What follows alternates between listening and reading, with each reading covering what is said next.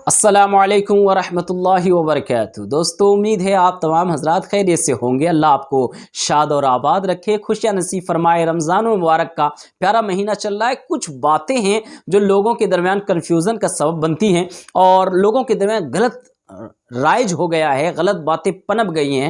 हालांकि इस पे कई वीडियोस हमारे बन चुके हैं अल्हम्दुलिल्लाह। जैसा कि आप जानते हैं कि तमाम इश्यूज़ पे, तमाम मामलात पे, तमाम मसाइल पे मैं वीडियोस बना देने की कोशिश करता हूं ताकि शरीयत की रहनुमाई आपकी और हमारी हो जाए। दोस्तों, आज भी कुछ मसाइल लेकर के आपके सामने हाजिर हुआ हूं जो अवाम में एक गलत तरीके से पेश किया जाता है।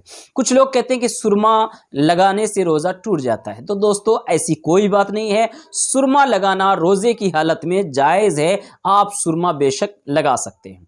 दूसरा, आँख में ड्रॉप डाल सकते हैं कि नहीं, इसमें उलमा का इख्तिलाफ है। अलबत्ता ज़्यादातर उलमा ने कहा है कि आँख में ड्रॉप नहीं डालना चाहिए, क्योंकि आँख में ड्रॉप डालने से वो हलक तक उसका मज़ा महसूस होता है। कई बार आप देखेंगे जब आँख में आप ड्रॉप डालते हैं तो वो हलक तक उसका महसूस होता है। तो आँख में ड्रॉप डालने से परहेज़ करना चाहिए। अगर डॉक्टर ने बताया है तो बेशक आप इफ्तारी के बाद डाल लीजिए और सहरी से पहले डाल लीजिए। तो ये दो वक्त अगर आप आँख में डाल लेते हैं तो कोई मुज़ायक़ा नहीं है। अच्छा, तीसरी बात यह है कि लोग सोचते हैं कि बाल कटवाने से भी रोज़ा टूट जाता है। ऐसा बिल्कुल भी नहीं है दोस्तों। रोज़े की हालत में बाल कटवाने से रोज़ा नहीं टूटता है। मुड़वा भी सकते हैं, कटवा भी सकते हैं। बाल कटाने से रोज़े को कोई फ़र्क नहीं पड़ता है।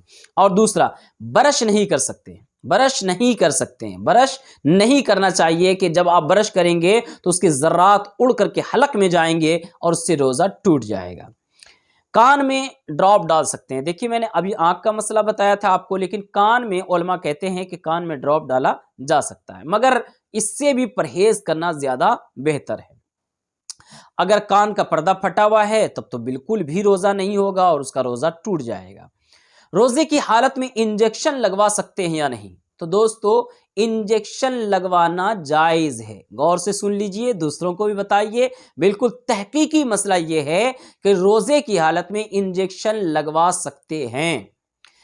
हलक के जरिया से, मुंह के जरिया से या नीचे के मकाम के जरिया से अगर कोई भी चीज अंदर जाती है तो रोजा टूट जाएगा, लेकिन इंजेक्शन से रोजा नहीं टूटता है। और किसी ने पूछा था कि इत्र लगा सकते कि नहीं, तो बेशक रसूलुल्लाह की बड़ी ही प्यारी सुन्नत है इत्र लगाना। आप इत्र लगाइए। रोजे की हालत में इत्र लगाना जायज़ है, कोई मुज़ायक़ा नहीं, कोई ख़राबी नहीं है। नाखून काट सकते हैं या नहीं? बिल्कुल नाखून काट सकते हैं। नाखून अगर बढ़ गए तो नाखून काट ही लेना चाहिए, बहुत सारी बीमारियों का सबब बनता है। इसलिए रोज़े की हालत में नाखून काटने से रोज़े पर कोई फ़र्क नहीं पड़ता, आपका रोज़ा हो जाता है।